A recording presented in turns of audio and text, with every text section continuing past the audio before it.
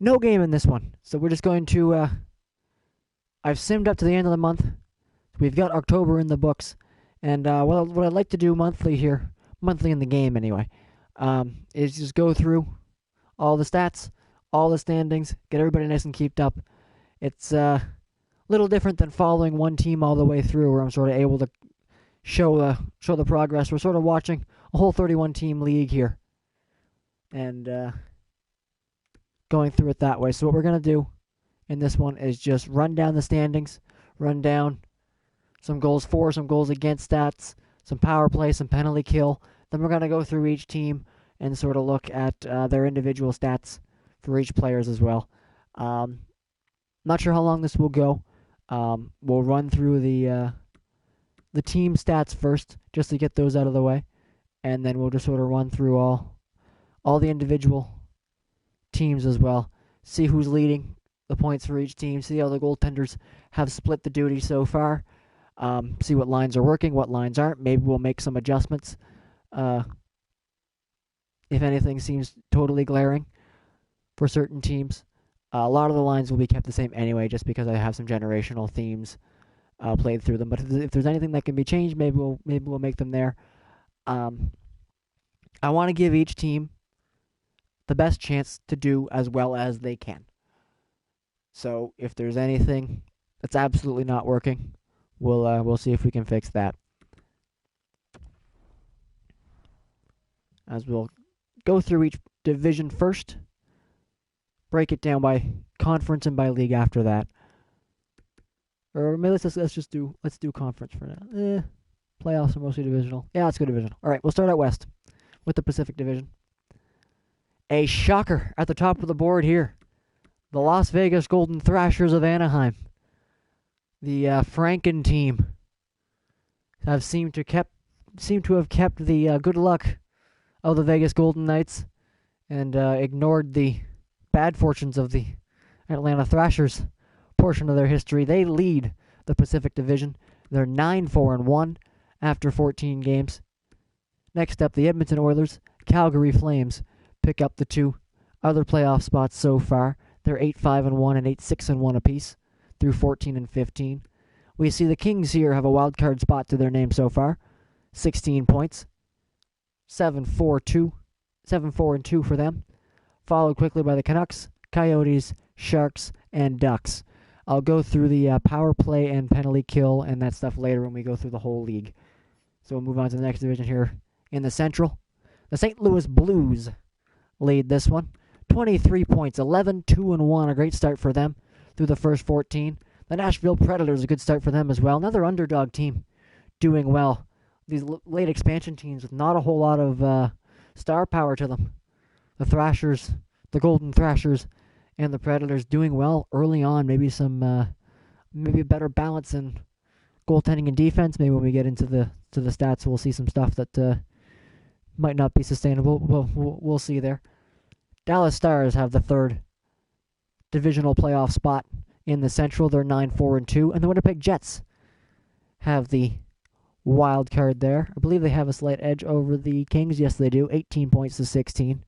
So the wild card race sort of seems to have them and the Minnesota Wild at 15 and the Vancouver Canucks at 14. All pretty tight right around the playoff bubble there for now. We're only at max 14 games in, so not a whole lot to worry about in the playoff picture so far. Just a quick view of how each team's doing. The Chicago Blackhawks and the Colorado Avalanche have the final two spots here. Winning records for most of the Central, just the Avalanche that don't. What was the case here in the Pacific? Yeah, less good in the Pacific. The Coyotes at perfectly 500 than two losing teams. As we'll go out east here to what I expected to be the powerhouse division, but so far all the power's going to one team. It's the Toronto Maple Leafs. They've got a big 21 points, and then just a cluster of teams beneath them from between 14 and 10 points. Or 10 and 14, I suppose, to do the other way. The Florida contingent second and third, the Panthers and Lightning, and the Ottawa Senators sitting in fourth.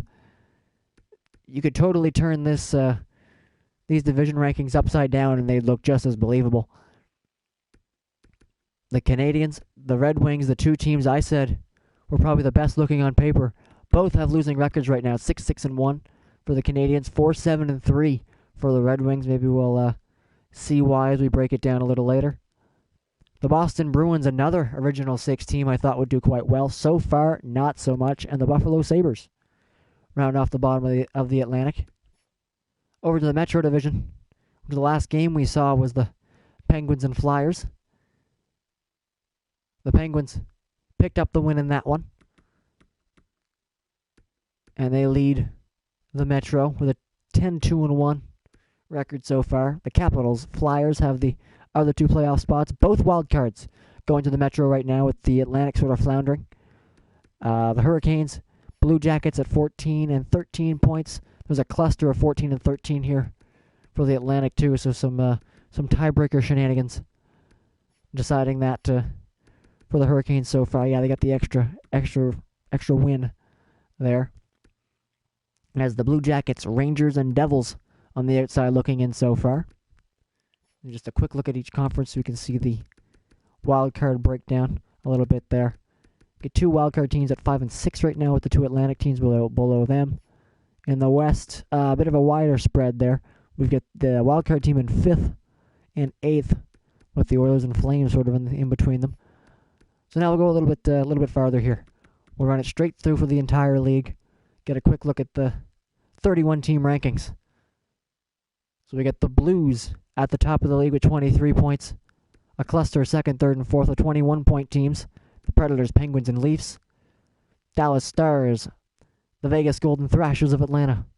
The Capitals, Jets, Oilers, Flames, Kings, Flyers, Islanders, Wild, Hurricanes, and Panthers. So to round off your playoff teams, I think the Lightning are in there too. So there's, I think it's I don't know who's out here, I forget already, but anyway. Canucks, Lightning, Blackhawks, Senators, Canadians, Blue Jackets, Coyotes, Sharks, Rangers, Red Wings, Ducks, Bruins, Avalanche, Sabres, and the worst team in the league so far, the New Jersey Devils, with an abysmal 2-8-1 record, only 5 points through 11 games. I think they've got not a whole lot of games played by them and the Rangers there so far too. They're sort of out of cycle. Look at that for a sec. Get a couple 15-game teams. Only one 10-game team, the Rangers. So a little spread there in the schedule too. Some stats I like to go through. Goals for. Chicago Blackhawks, 19th rank in the league, have the most goals for per game. We're going to go per game on this one since nobody has the same amount of games played. 4.27 goals per game, and they sit 19th. So you can look forward and see the goals against there, sort of balancing that out. The Stars next up, a little more of a spread between them for their for and against. We'll give them we've seen the top 5 here. Only one of the top 5 in goals for are in the top 5 in the league. That's the Dallas Stars. As we'll sort of roll it through here. I won't go through each one, but you can see it as I go through. The St. Louis Blues, the best team in the league, pretty far down on the goals for chart. We can see their goals against here, only at a 207 so far. I'll sort by that. I imagine they'll be at the top of the heap for that one. As now we're getting into, after the Blues, it's just sort of the bottom of the league after them. And the Predators as well, 2nd in the league, with not a whole lot of goals. As the worst team in the league, the Devils, only 2 goals per game so far. Take a little look at goals against. The Leafs lead in that department. The Blues, wow, look at that. Only 1.64 goals against for the Leafs through 14 games. It's not a bad defensive and goal. We'll see if it's defense or goaltending when we go into the Leafs. Could be a combination of both, of course. But if Bauer and Broda are really taking over, that could be a dangerous situation for the Leafs. They're scoring a lot too, though. That might be more of a problem for, say, the Predators if they're getting some great goaltending out of Pecorine. If that drops off, that might not work out for them. But we'll see it later when we look into them. So at the contrast, the top 5 in the Goals for, only 1 were top 5 in the league. Top 5 in goals against, 4 of them are top 5 in the league. So there's a reason people say defense wins championships there, right? The Rangers up high in the goals against ranking, not so much in the league ranking. They got to find a way to score. Maybe that can turn around for them. They might be most likely to turn it around so far. Canadians as well, they're having trouble scoring, and they've got one of the best offenses of all time as their roster. So once they figure it out, that could be trouble for everybody. Bruins are sort of in that boat as well.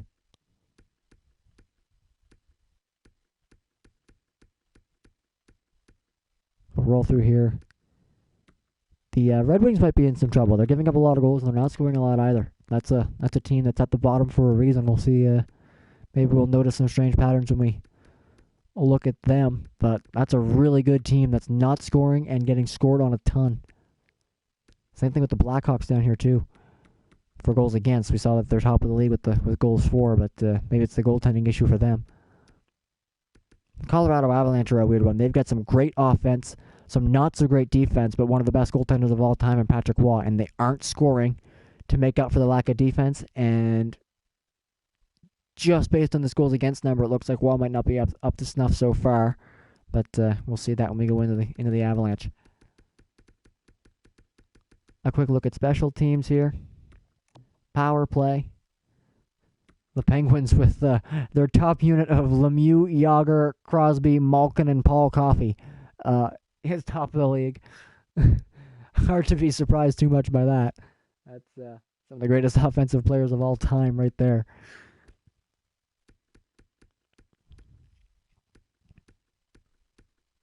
A lot of the good teams have good power plays so far. The Predators, again, an exception to that rule, so the Blues as well. Those are two teams I'm a little worried about if they can keep their spots. Again, the Red Wings struggling in power play. They're just struggling so far early.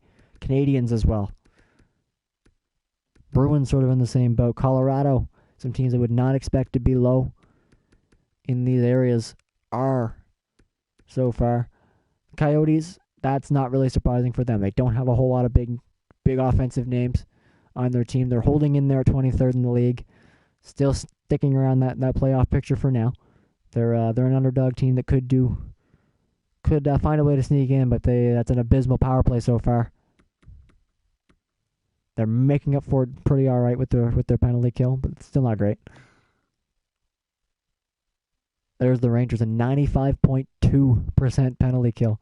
21 times shorthanded you're seeing next to that there too. So they haven't had to kill a whole lot. They've also only played 10 games.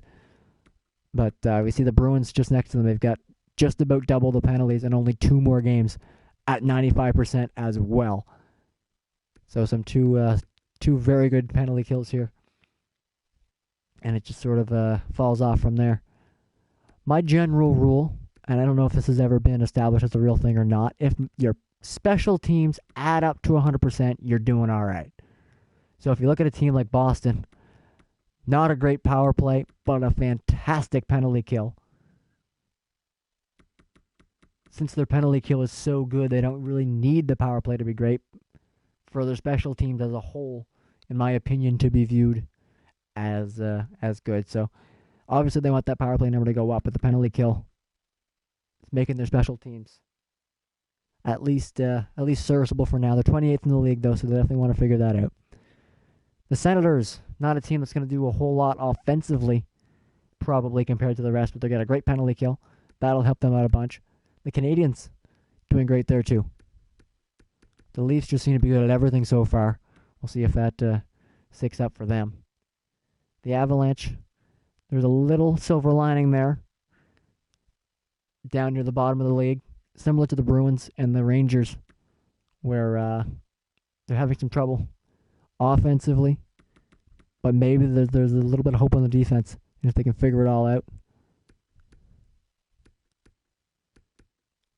So we'll sneak down here another wonky stat for the Preds. Second in the league. They don't have very good power play. They don't have a very good penalty kill. Goals for and against. Goals for especially not looking so hot. Even against, it's good, but I have a feeling we're going to see some big numbers from Pecorine. If not and I'm wrong, well, we'll see there. Maybe they can be the grinder team that keeps pulling on, but I would not bet that the Predators hang on to what spot they have here. So we slink down. 2 worst penalty kills. Again, the Red Wings. They're just not figuring anything out. And the Vancouver Canucks, worst penalty kill in the league. These guys, the only ones under 74, 70.7, 70.6 apiece. I always like to look at shorthanded goals, see if anybody has more than one. A couple teams, about half the league has one, half the league doesn't. There's some fun there. So there's the league standings as we see them. I'll just quickly go by points here again, as we'll see the East. Let's do it this way.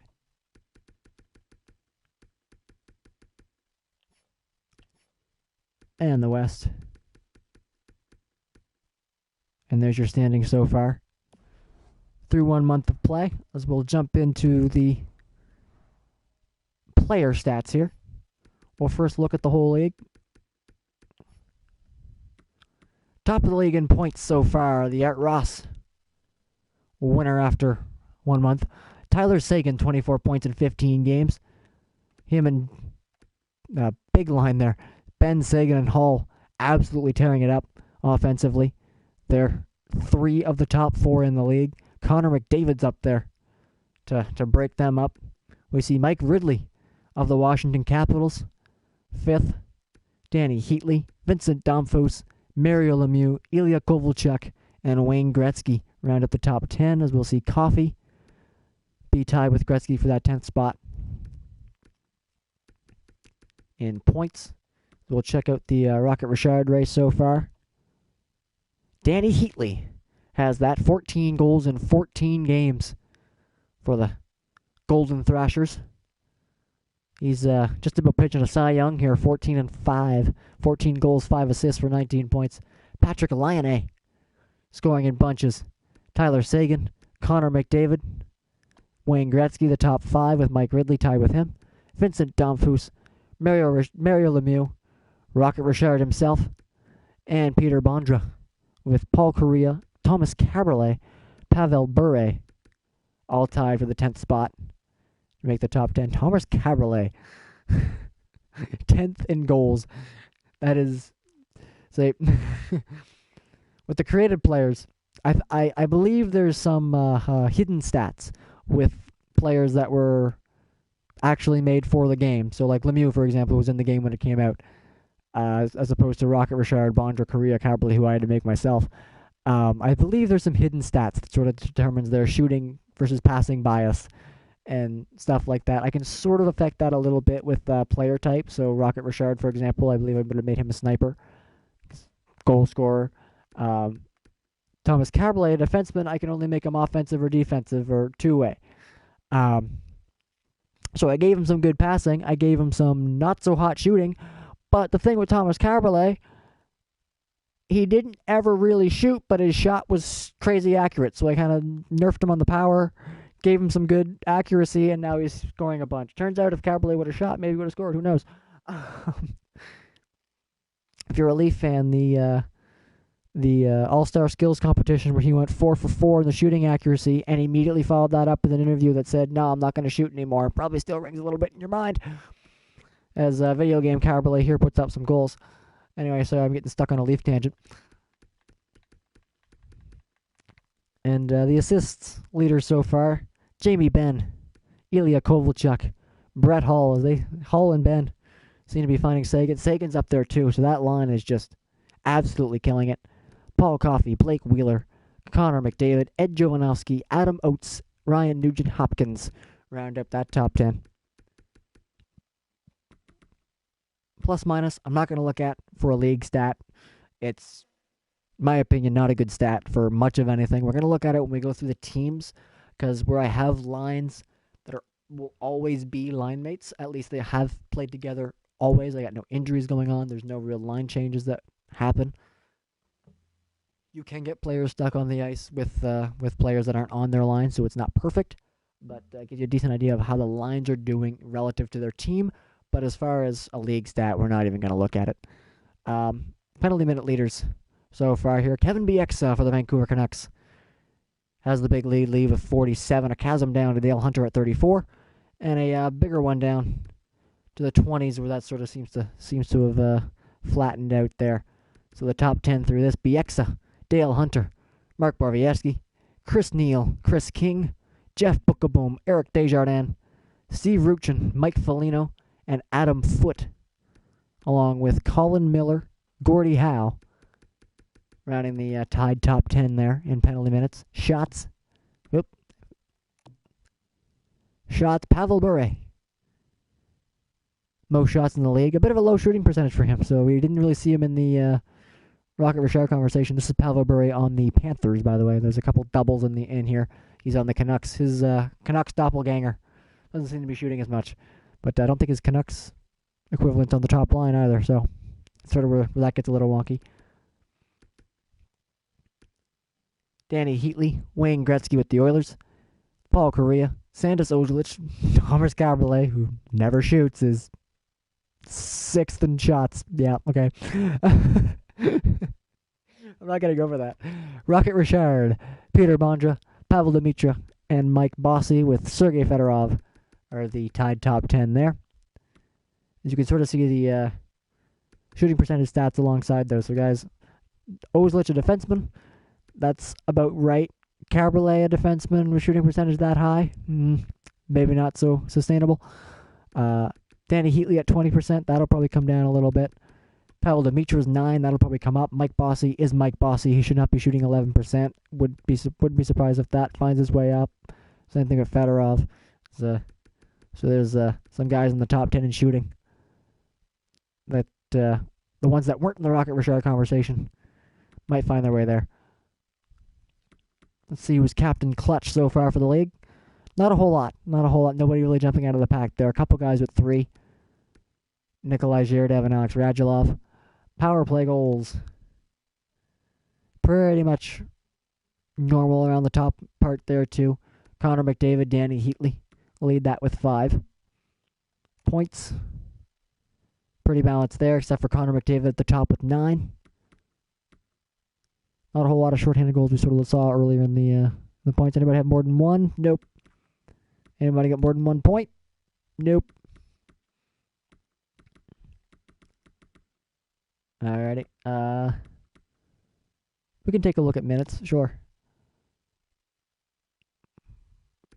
Top 10 in minutes. Not surprising that we're seeing a big bunch of defensemen here. John Carlson, John Klingberg, Dustin Byfuglien, Al MacInnis for Calgary, Randy Carlyle, Paul Coffey with the Oilers, Chris Pronger, Mark Giordano, Shea Theodore, and Scott Niedermayer with the Ducks are the top 10 in minutes. Let's take a look at the forwards just for giggles.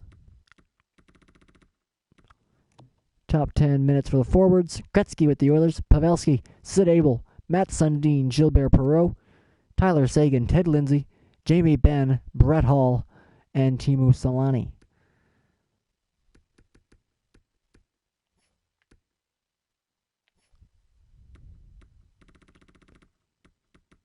Face-offs, not a whole lot to see here, but we'll just take a look at the top 10 and see how they're doing. There's a little look there. Top 9, I guess. Only most I can get on the screen there. Hits, leaders. Pavel Demitra tops out the league with 38. Dustin Byfuglien, John Carlson, the Flames, Al MacInnis, Kent Nielsen, Gordie Howe, Matthias Oland, Sergei Fedorov, Al MacInnis with the Blues, and Seth Jones rounds up the top 10 there. Block shots. There's a little look there. Giveaways and takeaways. We can just kind of look at that briefly, I suppose. Takeaways might end up sort of turning into the Selke stat, I've sort of noticed with this one, so worth going through this. Wayne Gretzky's at the top twice. Oilers Gretzky has 1 more takeaway than Kings Gretzky, so that'll be fun. Sakic, Yzerman, Kopitar, Lemieux, Walt Tkachuk, Vincent Lecavalier, Mike Bossy, and Pavel Datsyuk. Sort of at the top of what's likely the Selke race. Couple fights to speak of. Kevin Bieksa has the most with 9 so far. Dale Hunter with 6. And you can sort of see the rest there. We'll go through the double-digit guys briefly. There you go.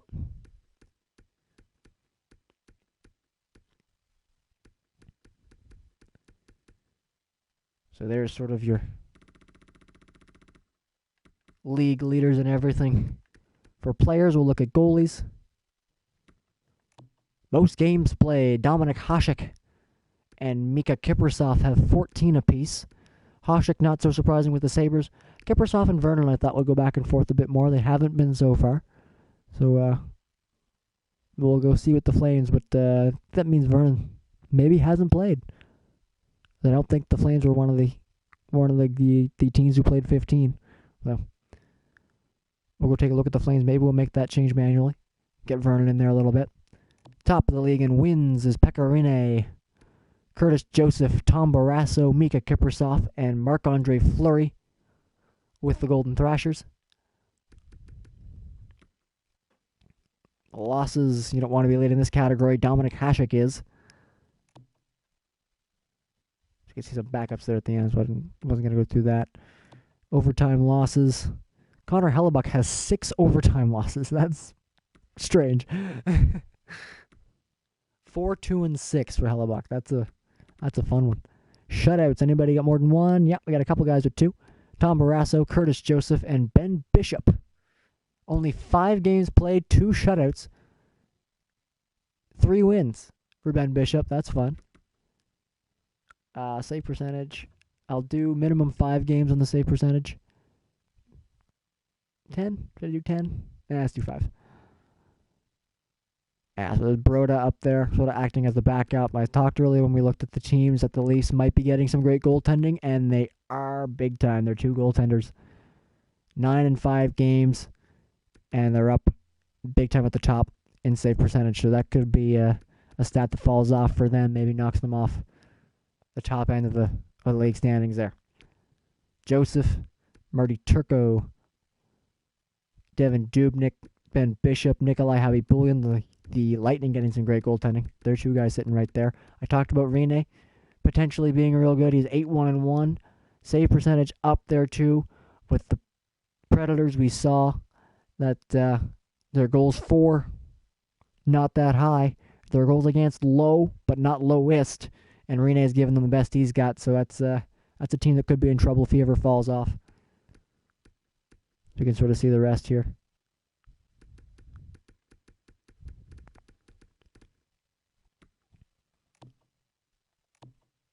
Goals against average. We've got Broda and Bauer right at the top of that for the Leafs. Most saves, Dominik Hasek. Doesn't have a whole lot of wins. Save percentage isn't that great, and he's got the most saves. The Sabres having a rough time defensively, it looks like. He's got the most shots against as well as the most goals against. So some issues on defense for the Sabres, with Hasek leading all of these categories. Most minutes is Kiprusoff. Hasek has same amount of games and about, it looks like, just about 20 less minutes. So there could be some goalie pulls that happen in there. Any goaltenders taking a penalty? Nope. Any goals? Nope. Assists? Only 1 goalie with 2, Pekka Rinne. So he's contributing to the offense that isn't that good either. If Rinne ever falls off for the Predators, they're gonna have trouble. You can see all the goaltenders with points there. Kiprusoff, Patrick Waugh, Johnny Bauer, Jacques Plante, J.S. Jaguar, and Tom Barrasso have some points. As we'll go through all the teams here now, just a little briefly.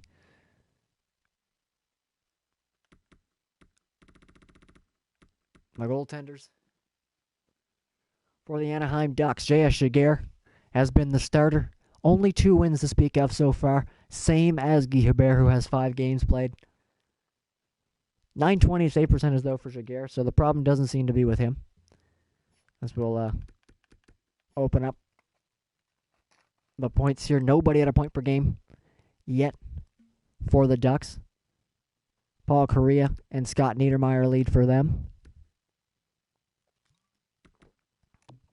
Correa leads in goals. Niedermayer and Oates lead in assists. We'll look at the plus minus here. We'll go through the plus minuses for the teams just to see how the lines are sort of doing. So at the top, we can see the top line.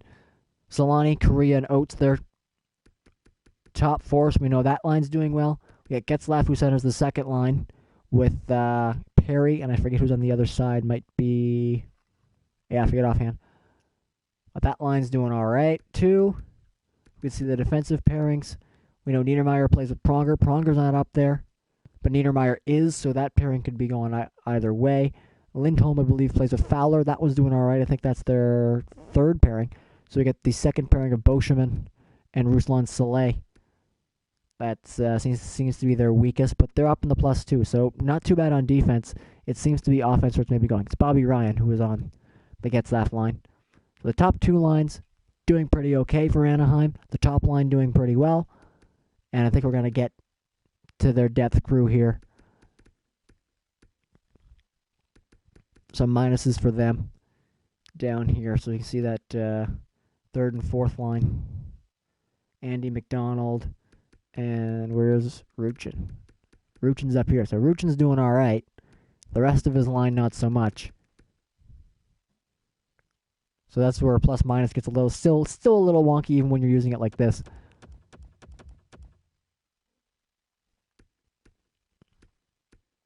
But it does tell us that the fourth line. Is Ruchin the fourth line or is McDonald the fourth line? I think McDonald's the fourth line. I believe it's McDonald, Leclerc, Raquel. Could be in that sort of range. We can see that bottom six not doing so great for the Ducks. As we'll move on here to the Coyotes. Top points for them. Keith Tkachuk. Their top line, Tkachuk, Roenick, and Doan, are their best. And it sort of falls off for the rest of them. Not a whole lot of star power on this team, so that's to be expected. Tkachuk killing it on assists. Only one goal to speak of, though. But Roenick and Doan have 5 each for that line. So that's certainly working for them. Radim Verbata has a share of that goal lead there, too. As you can see, the points at the top. We'll go through it, and you can see who's doing what as we're doing the plus minus. That top line, Roenick, Tkachuk, and Doan, doing well. Second line, Hansel. He's leading that. That's doing pretty all right. Top pair is Newman and Ekman Larson. That's working out for them.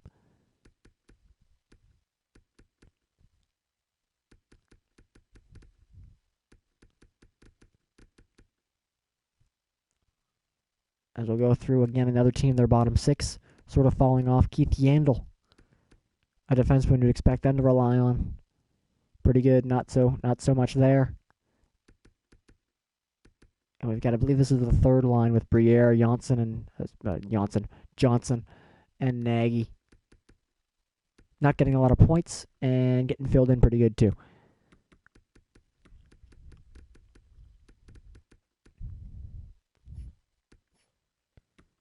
Bruins, they're struggling so far. Not a lot of guys with a lot of points here. Some of their big boys are doing it, some not so much. Bobby Orr, topping the team. A lot of teams, if you had a defenseman leading your points, you'd be a little scared about it. But it's Bobby Orr, so you know. Still, you got guys like Esposito down here only with 8 points, so they'd like to see their forwards do a little better, I'm sure. And we can see the plus minuses just right away from here. You got Bobby Orr at -8. He's your points leader, and he's -8. This should be one of, if not the best decors in the league, and I can see Orr already not doing so great. We'll open that up there now. Only 5 guys to speak of who are pluses. And it's none of your top guys. Charles on the third pair. Thornton, I think, is on the third line. I think it's Middleton and Marchand might be with him. That's the only line doing well. Everybody else kind of getting caved in, so they may want to move some stuff. I may move some stuff around for them. It's a team I had trouble building lines for anyway, because there's a lot of generational stuff that I wanted to keep together but didn't really fit. So I might just go ahead and actually make some tweaks to the Bruins because there's some stuff not working here. A guy like Bergeron's only got 2 points. I believe he's on the fourth line. Should be there for his defense, and he's getting caved in.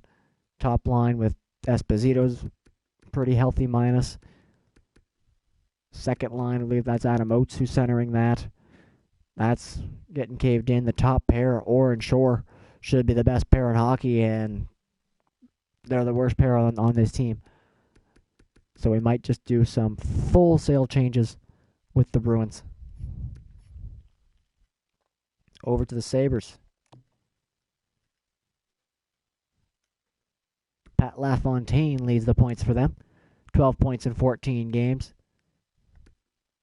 Good balance in scoring for them, it looks like. You got the French Connection line up there, but not leading. They're the top line. But LaFontaine's leading in points, so a good little mix in points for them. I believe they're closer to the bottom of the league as well. The bottom of their division for sure. So there's some stuff that can certainly be improved with them. It looks like that French Connection line maybe not working as the top line. LaFontaine's doing really well. Points really well in the plus-minus. The French Connection you're definitely going to keep together, but you might move them down to the second line and get that LaFontaine line up there. It looks like as a top line it's not working out. So we'll open up that plus-minus. Yeah, only one line doing well, and it's the second. It's LaFontaine, Gare, and Vanek. So we could just straight up swap them. Keep them together, but give them the tough matchups. Put them on the top line. Move that French Connection line to the second and see if that sort of helps them out a little bit. No defenseman in the pluses for them. We saw that with Hasek being a league leader and a lot of goaltending stats that he probably should and shouldn't be.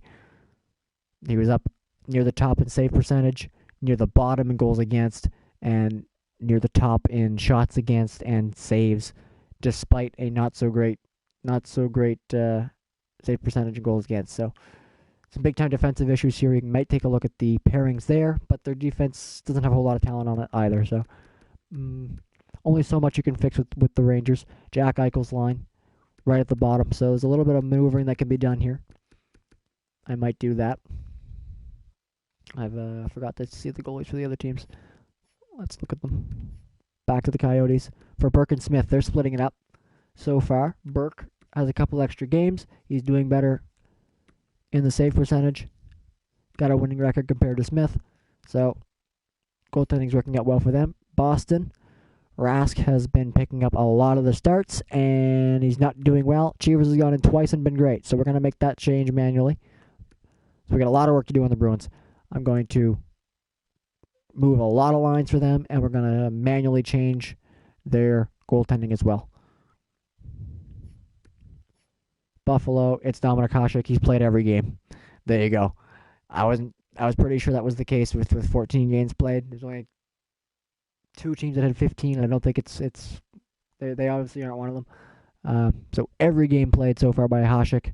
Not surprising there. I got him rated 99 too, so he'll probably figure his stuff out. 904, not where you want Dominik Hasek. Ryan Miller is the backup for this team, so you could definitely get him in for a few, and he'd be good. But if Hasek ain't doing well, the Sabres aren't doing well. We haven't seen the Flames. We're going to take a look at them now. Kiprusoff getting a lot of starts over Mike Vernon, and only one game for Vernon. He played a full 60 minutes. All right. I thought maybe he might have came in with how low that save percentage is. Wow. Comes in for the full 60 minutes. 6 goals on 28 shots. The only appearance for Vernon. So Kiprusoff's been given the net over there.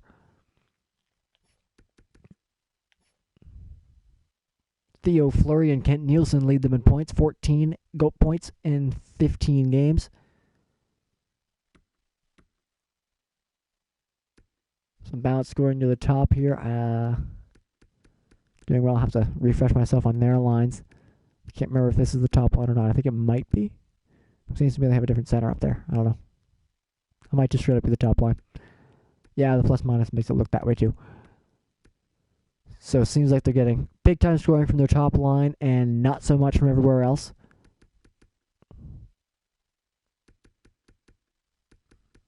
So we'll maybe take a look at making some moves with them a little bit. See a lot of wonky plus minuses here. Top pair is doing well. I believe it's Giordano and McInnes is the top pair. They're up there.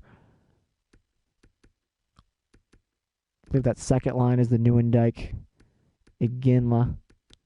Mullen could be over on the left side there, but I don't think he is. So there's some work to be done there, and then some big time minuses as you go down the lineup. So there could be some jumbling around to do for them. I believe they're out of the playoffs, but close so far. I know we just looked at this like minutes ago, but I forget everything already.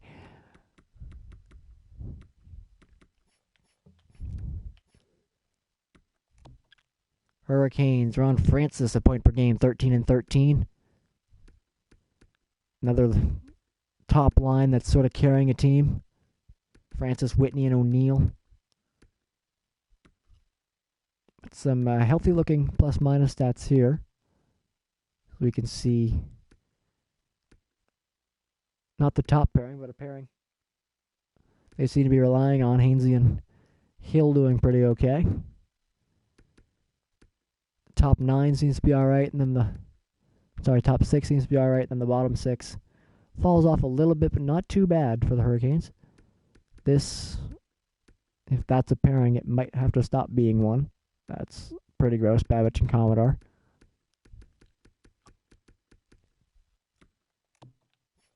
Take a look at their goaltenders.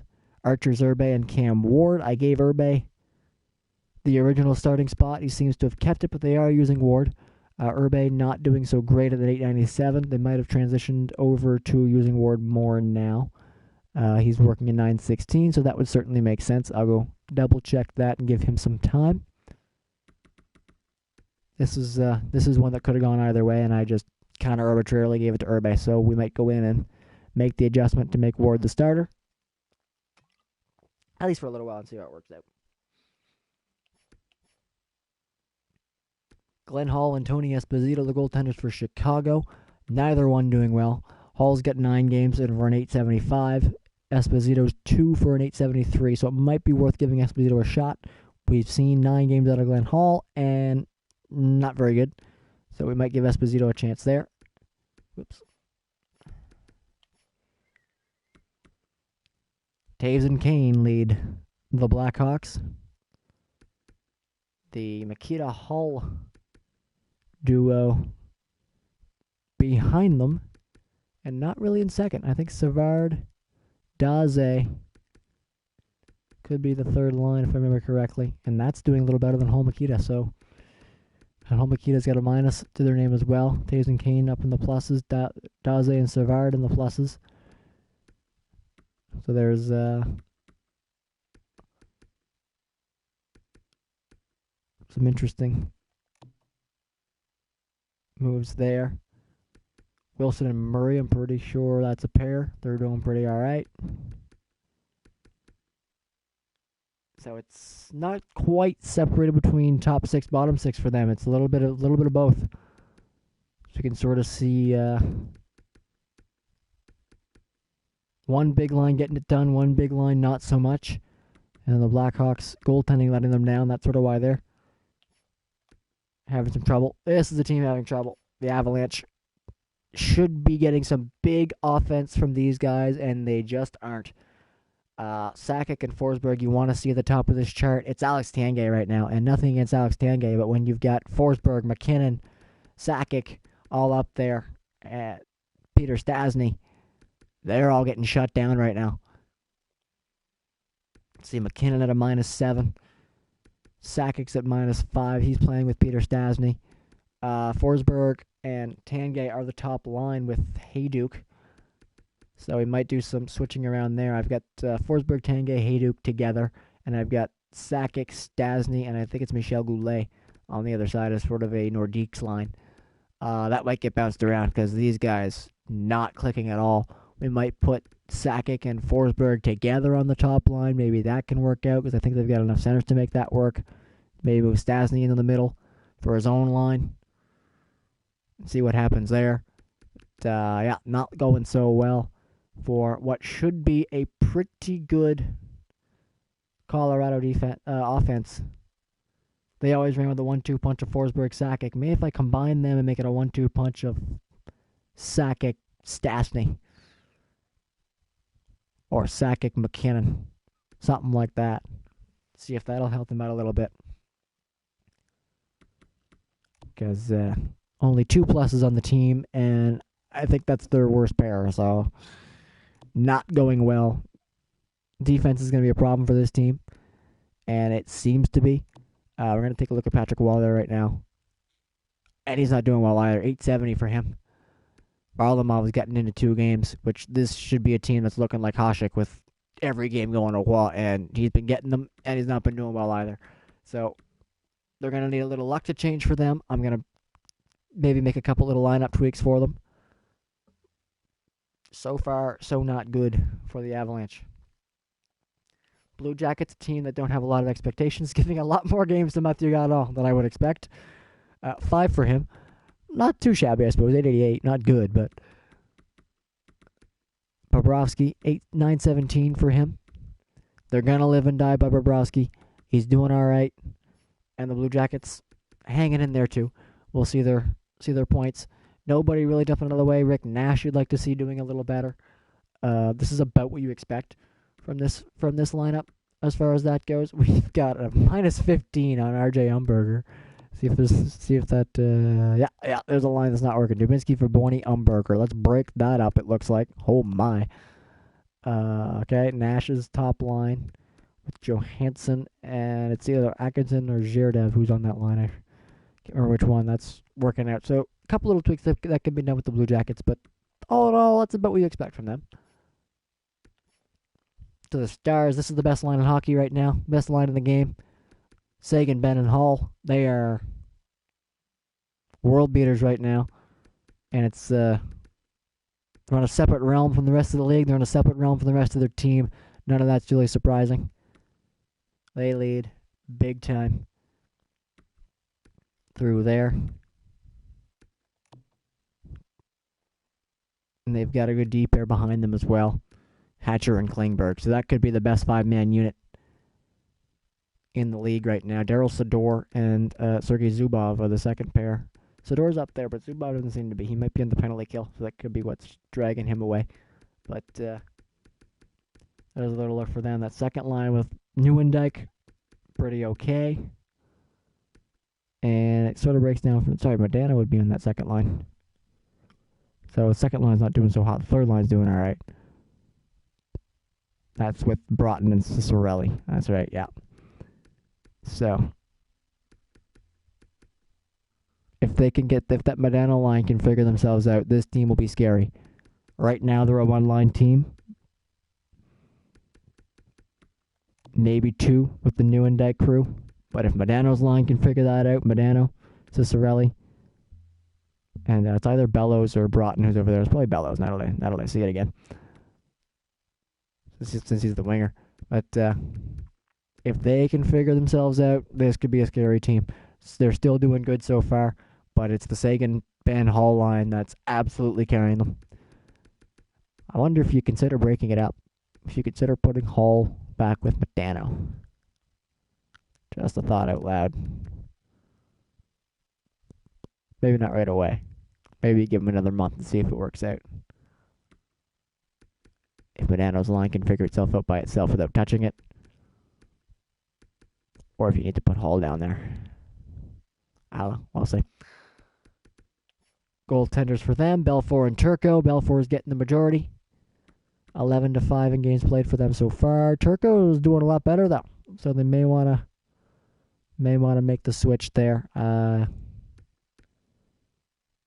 Belfour should be the starter, but when he was fading away, Turco picked it up for them. Might have to do that in this area as well. Red Wings are going to be interesting. They're one of the worst teams in the league, and they absolutely should not be. So let's see what's going on with them. Goaltending, it's a problem. Terry Sawchuk, 890. Save percentage through 11 games. Their backup's Chris Osgood. He's come in 4 times. Not looking so great for him either. So goaltending's an issue. Let's see what else is going on. Are they scoring? Not as much as you'd expect them to.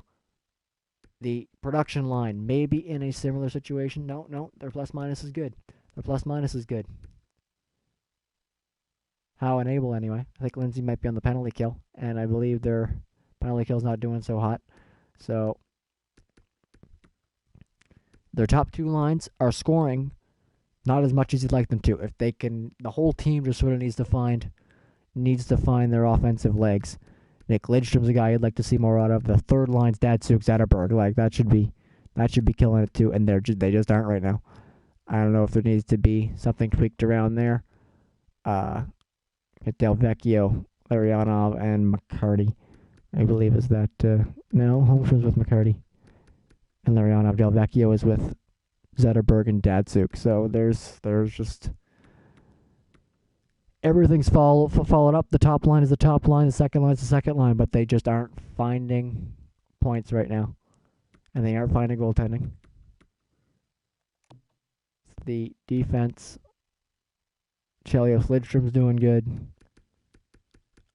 Everyone else, kind of not so much. And that's another one, like the Bruins, should be one of the best defensive cores in the league, and they just don't have it right now. So, I wonder if this is a wait-and-see team.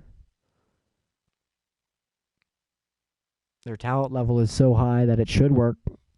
Give them another month, try not to panic, and see what happens. Hopefully it's just a slow start for the Red Wings. Because there's no real big glaring issue that needs to be fixed other than just the whole team getting better. So I think we're just going to leave them. On to the Oilers. Connor McDavid leading the way here. He's on a second line in behind Gretzky. And that McDavid line is just eating everyone else for lunch. It's McDavid, Nugent Hopkins, and Draisaitl. Nugent and Draisaitl are behind Gretzky, but that's the only people they're behind. And McDavid is just dominating.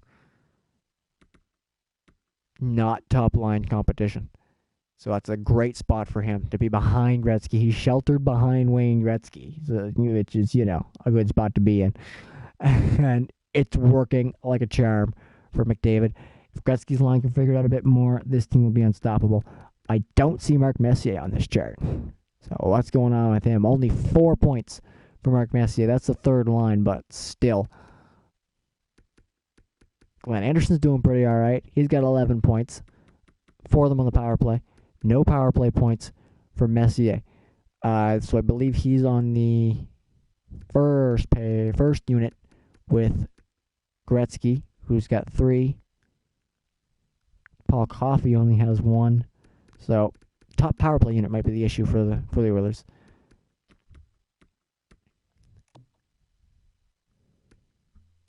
See, top pair killing it. Second line killing it. Top line's doing pretty okay. Even in plus minus, the Messier line might not be scoring.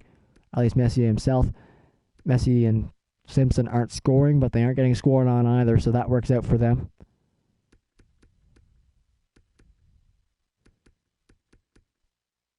The fourth line, Doug Waite scoring a bunch. Hemsky scoring pretty okay. Ryan Smith not holding on, and that could be why their plus minus is a little sideways, but the other ones are scoring. So, but it's a fourth line that gets trapped up there against the best lines of all time. So your fourth line being your worst line is what you want, and that's what's happening for the Oilers. Goaltending situation for them, it's Fior and Ranford, and it's been pretty much all Fior. Save percentage, not great, but his record is still a winning one. How very Grant Fior of Grant Fior. Florida has given the net to Luongo, but when Van Beesbrook's come in, he's been spectacular. He might have to steal the net for them. Pavel Bure will likely lead this. He does not. Wow, Ed Jovanovski with 13 points as a defenseman. Point per game so far for Jovanovski. Good start for him. We get that top line of Barkov, Huberdeau, and Bure, all at 10 each. So that's working out well for them. They need that top line to do well, and it is. They are second in the Atlantic right now, behind the Leafs. But they're behind the Leafs by a lot. They're sort of stuck in a cluster right around the wild card spot in the Eastern Conference. I believe they would be, they're tied with the 2 wild card spots, but they're tied for second in the division. So they've got a playoff spot. They're doing well. They're doing better than would be expected, and there's sort of a reason why Ed Jovanovski tearing it up certainly helps. Top line doing well. Second line behind it doing well too. Defense, seems to be a priority for Florida, and it's working for everybody except these guys. Bomeister Campbell. If that's a pairing, we're breaking it up because, oh my.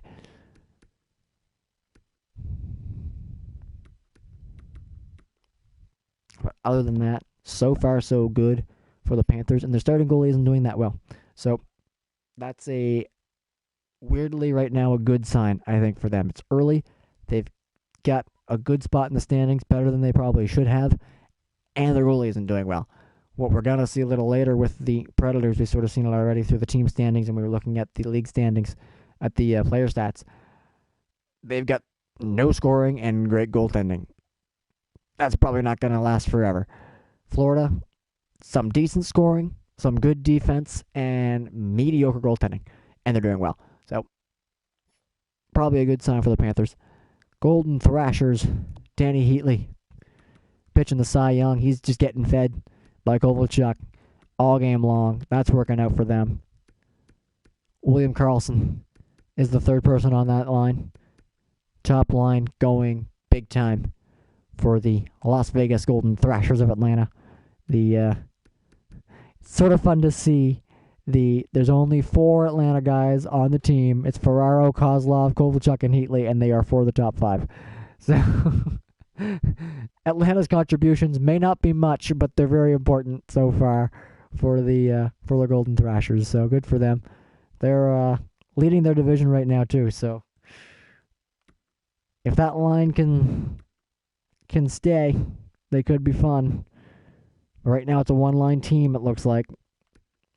So we'll see if that works out. A lot of minuses past Heatley and Kovalchuk, but it's working out for them so far. Let's look at Fleury. He's played most of the games, 919. It's high, but not crazy high. It's what you kind of expect Marc-Andre Fleury to do with Vegas, you know. Johan Hedberg's come in a couple times. I very enjoy this as a goalie tandem. I don't know if I mentioned it when I was going through the roster. But you get the Vegas goaltender Fleury, the Atlanta goaltender Hedberg, and they were both starters for the Pittsburgh Penguins. So even in this weird Atlanta-Las Vegas mix, they're still stealing starters from the Penguins. LA doing a good job of splitting up their time with the goaltending. They might want to split it some more, though. Give some more to Vachon. He's doing a lot better than Quick right now.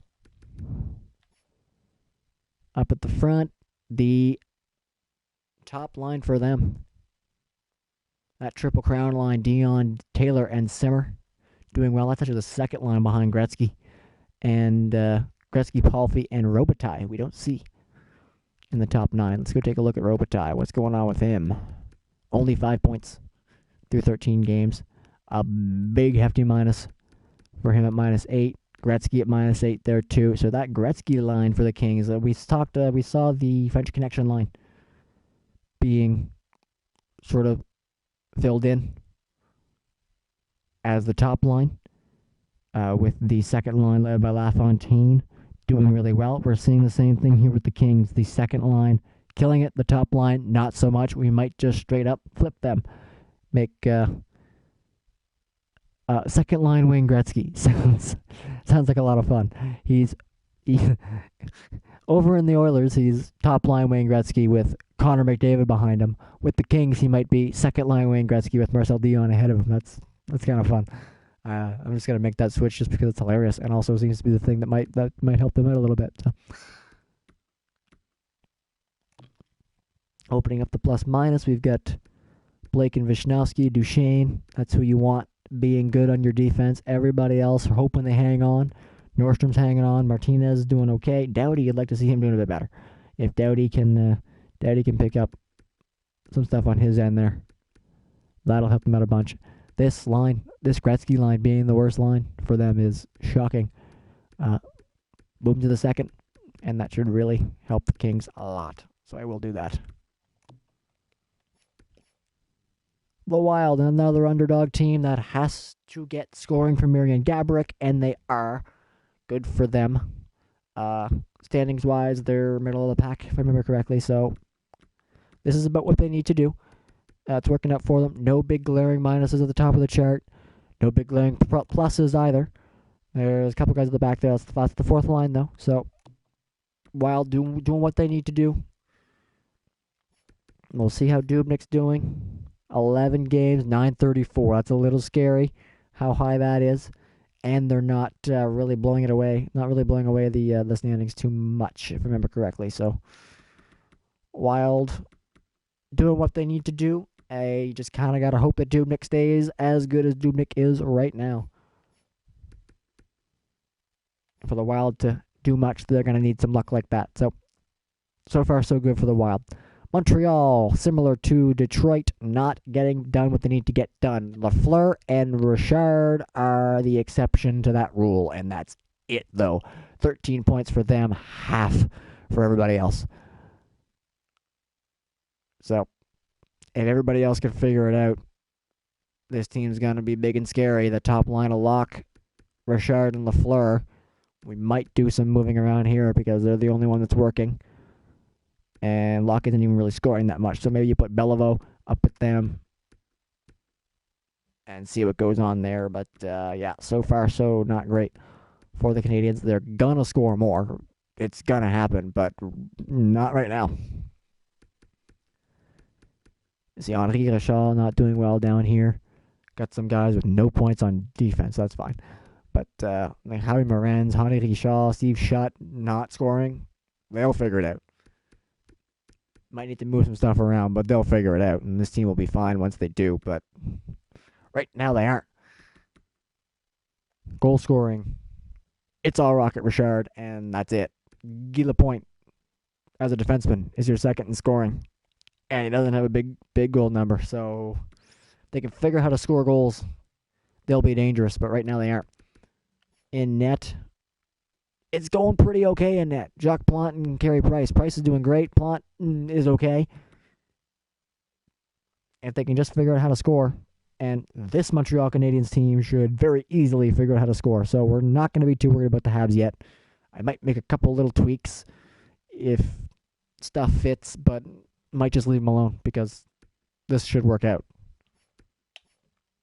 Predators, there's the big scary goaltending number from Rene, and Mason is killing it too. So maybe there's some sustainability from Pekka Rene. I got him as an 88 overall.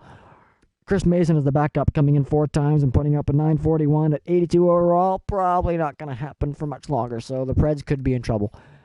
Goal scoring, point scoring, not really much happening there. Marty Erat leads them with 11. So even the guys that they want to do the scoring, like Philip Forsberg, not so much. Radulov's holding his own, but you'd like to see that up a little higher since he's probably one of, if not the most offensively gifted players on this team. Forsberg's down there. Even Weber needs to be doing better. Only 1 power play point for him. That's a little scary. So they are, I believe, top 5 in the league in the standings right now. But don't bet on that staying. Devils, they are the worst team in the league, and oh boy, they can't score. They were worst in goals for. They were worst in the league, period. And they've got nobody scoring for them. Has anybody have more than 4 goals? Nope. Just Parise, top of the goal scoring chart with 4. That's scary. Gonna have to do some moving around for them. There's not a whole lot of grade A scoring talent for the Devils, but they've got some guys who can score, and they aren't. Elias, Gomez, Giunta, Parise, you want those guys doing well, and the defense and the goaltending should make up for the rest. If they can't score a little bit, they can't win. You got to make it 1-0 for Brodeur to get to the win, and they don't seem to be making it with Taylor Hall. I forgot he was even on the team. That's how not in the points to conversation he is. Taylor Hall, 4 points in 11 games. He's got to figure that out. Some defensive guys down here, Albolin and Rafalski. They should not be in the minuses like that. Danico, that's all right. Stevens and Niedermeyer are going to be Stevens and Niedermeyer. And even Niedermeyer's trying to score for you too. So they're doing their part. Everybody else has to figure it out. Let's take a look at Marty Brodeur. He's doing his part too, so they just got to score. If the Devils can figure out how to score, they might be able to climb themselves out of this, but that's one of the hardest things to figure out, and they're not in a position where I'm going to give them another player, so their guys got to figure it out. If Taylor Hall can wake up, everybody else can sort of, if you're sort of a cusp grade A talent, can figure it out, they might have a shot. But right now, everybody else, the defense and the goaltending, which is supposed to be their specialty, is their offense has let them down, and they got to figure it out. So the Devils could be in some trouble if they don't get that going. Islanders. Billy Smith has been getting the starts. The game we saw, Chico Resch got the start for them. He's been doing well. So is Smith. Some good goaltending over on the island. Points is where they're not doing so great. Mike Bossy, only 6 goals for him. That's pretty okay for a regular player, but it's Mike Bossy. You want him scoring a bit more goals than that. Only 10 points to speak of for 6 goals. LaFontaine doing pretty good as a Buffalo Sabre. Not so much. Well, it's okay as an Islander. Like to see him doing a little better. Dennis Potvin, you want to see him up there in the chart. He is. Tavares can wake up a little bit. Trache can wake up a little bit, but this isn't too scary. I believe they're a little low in the Metro, but yeah, it's that Bossy Trache line. If they can figure it out, they'll be fine. But right now they aren't. So we might take a look at doing a little line 1, line 2, straight up swap with them too. Rangers, haven't heard from them yet.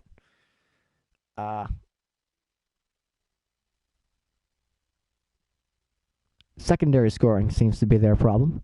We've got some guys at the top of the chart who should be at the top of the chart. Messier is having just trouble in the sim. Mark Messier, no matter what team he's playing for, Rangers, Oilers, he's not scoring. A combined 9 points for both of Mark Messier's forms. 4 points for the Oilers, 5 points for the Rangers. Don't know why both universes of Messier's aren't working out, but right now they aren't, and they've got to for the Rangers for sure. The Oilers are doing all right with him. He's on their third line. I think he's on the top line for the Rangers. So Messier's got to figure that out. There's some big minuses all around the chart on this one.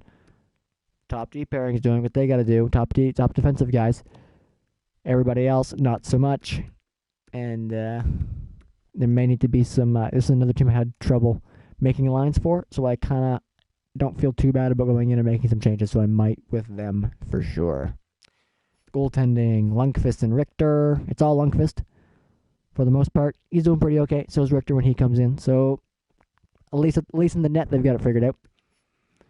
Ottawa is doing pretty all right in the Atlantic. They're in that sort of scuffle for the second and third and wild card area.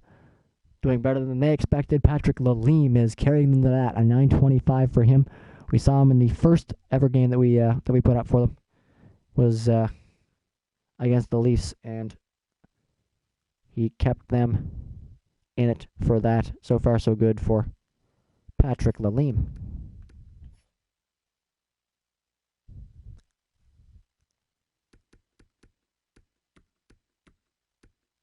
Goal-wise, not too bad. Nobody jumping away from the pack, but a decent crew at the top of the lines for them. Steady as she goes for the Senators. Really not a whole lot to work with there. Looks like the top line might be having some trouble defensively. Might have to look into that, but I don't think there's a whole lot of change. They could put Yashin instead of Spezza, I guess. Other than that, so far so good for the Senators. Don't expect them to do a whole lot. They're sitting in a good spot in the standings for them so far. So Ottawa's doing what they need to. Over in Philly, if I remember correctly, they are third in the Metro. We just saw them play. That just went up. Lindros is doing what he's got to do. Giroux, there's the 1-2 punch they wanted. They're at the top, and that's working out. Bobby Clark's up there, too. So there are 3 top centers doing what they got to do. It's sort of the wingers that have to wake up a little bit for them. Plus minuses are a problem across the board for them. So they're holding in despite some stuff that doesn't look so great here. So if they can figure out some stuff defensively, they'll be fine. They've got a lot of scoring, not so much on the defense. Let's take a look at the goalies. Maybe that's the issue. Sort of, kind of. Perron's not doing great. Hextall's doing great when he comes in. We might want to switch that. Might want to put Hextall in for Perron a bit more. We sort of saw that with the Pittsburgh game, especially the first 2 goals, or some ones that you don't want to see go by Perron, and they did. So might make that change. Speaking of Pittsburgh, here they come. Big time offense coming from the big boys, especially Merlin Mew. 17 points and 13 gains for him. That's working out. We're not seeing Crosby up there, though. Crosby's down around this area. So if he wakes up to this team's top of the Metro already, they're doing great. They could do even better. If Sidney Crosby, Alex Kovalev, that's the third line. With Straka, if that wakes up, there's some room for improvement with the Penguins. And that's a little scary because they're already great. In net, Barrasso's helping big time. Tom Barrasso killing it with a 940. Marc-Andre Fleury snuck into a couple games. Hasn't been as great for the Penguins as he's been for the Vegas-Atlanta mashup. But Barrasso's carrying the ship, so that works out well for them.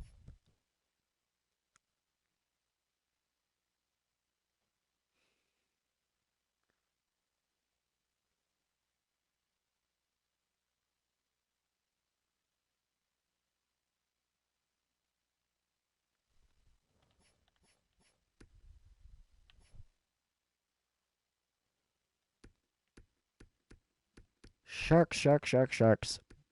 Big points for the top guys. Not too bad. Yeah, pretty okay for the Sharks, looks like. Defense could be a little issue for them. We got a big bunch of minuses happening there. Top line, killing it. Bit of a mixed bag for San Jose, honestly. I'm not really sure what to make of them. They've got some big pluses, some scary minuses, and everything in between. So, might need to just optimize that lineup a little bit more. Goaltending. There it is. Had to be something that was weird. Nabokov not holding it down. So there you go. All right. There was a question how to answer that. That one was weird. That one is weird. I don't know what to do with that one. Wow. I mean, yes, but it's all I got. I know plus minus is awful, but if you can show me to the Corsi, I'd, giveaways and takeaways. That's about as best as I'm going to do.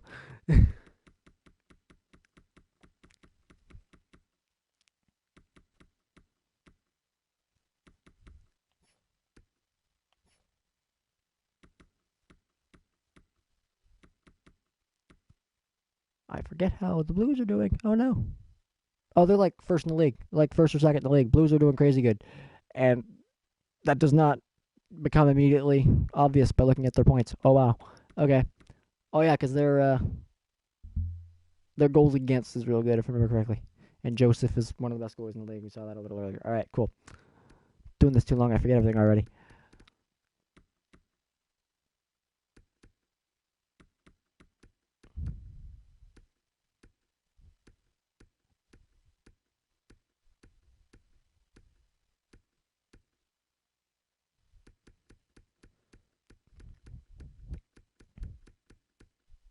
Not a bad look for them at all. I think it's going to be,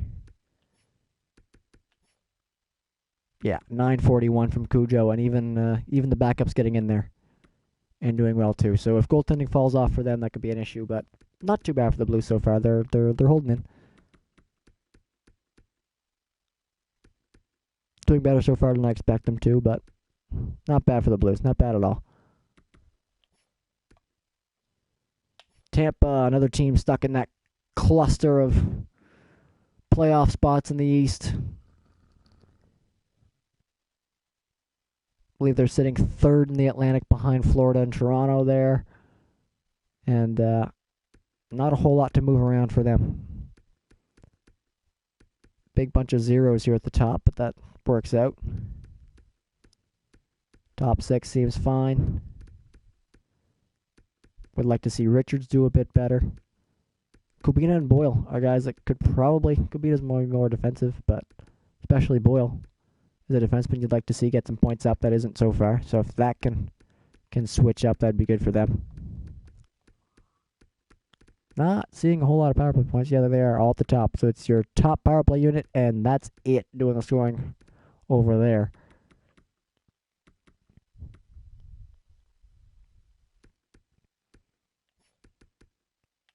Bishop and Happy Boolin, both doing well. They've been splitting time, and they're both at 9:30 and 9:31. So pretty good for the goaltending. That's a little spooky with the scoring that's going on, but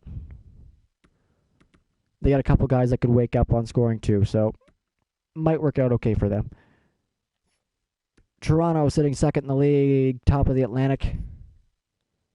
We've seen their goaltending be great, and yeah, Thomas Caberlet is leading in points, and nobody else is really keeping up. So this is a weird start for Toronto, for sure.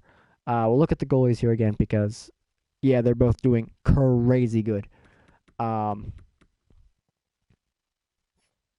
hot start for Toronto goalies, and nobody else on the team, really.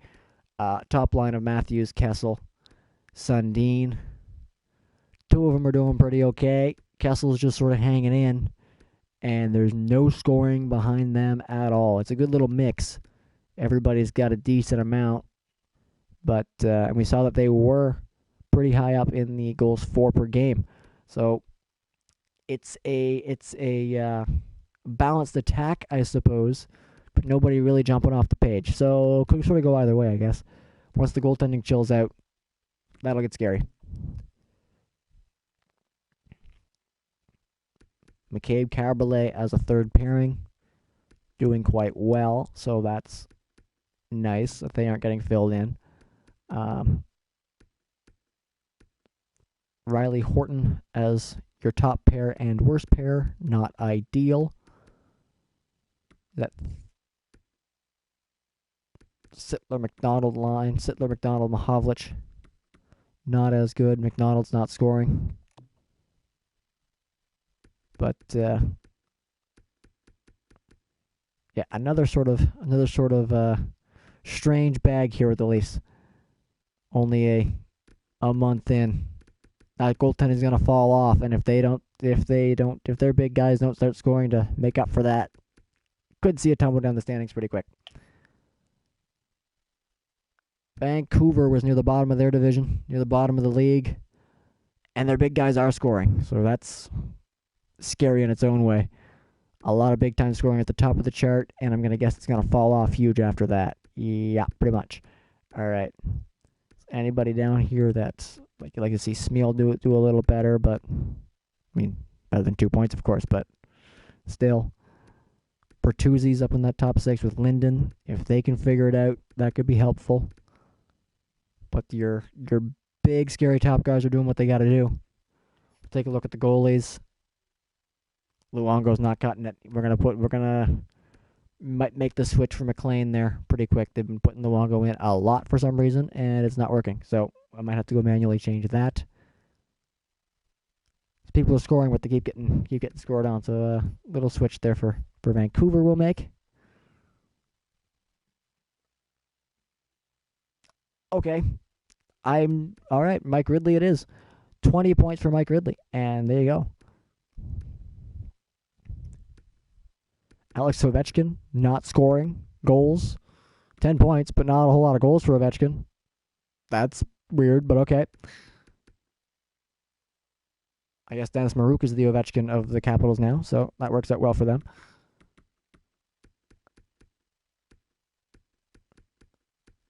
Once that Ovechkin-Bondra-Oates line decides that maybe Ovechkin's a better shooter than Bondra, they'll figure it out, but oh my. No, I got Backstrom with Ovechkin and Oates with Bondra, so Ovechkin's just not scoring. So he'll wake up because he's Ovechkin, and he wakes up, and when they do, oh boy, Capitals should be fun.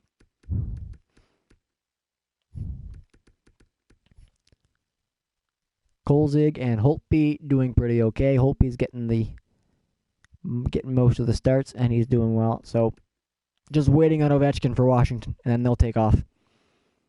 Mike Ridley is picking up the slack here. Ridley and Maruk, but once Ovechkin and Backstrom decide to be Ovechkin and Backstrom, this team could be scary.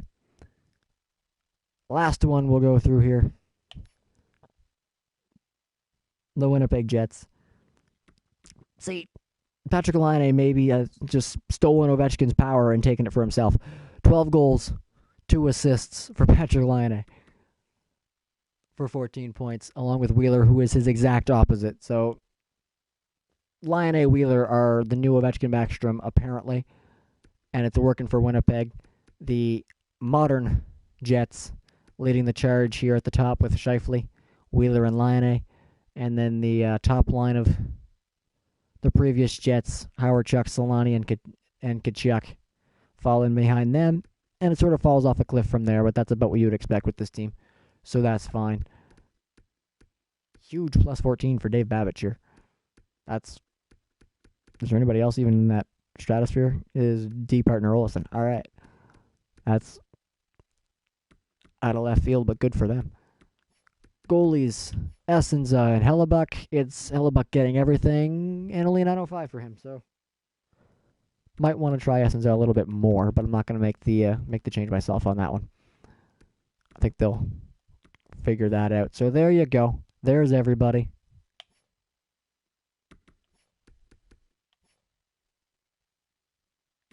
That's the league after a month. We'll get another game going pretty soon and go into month 2.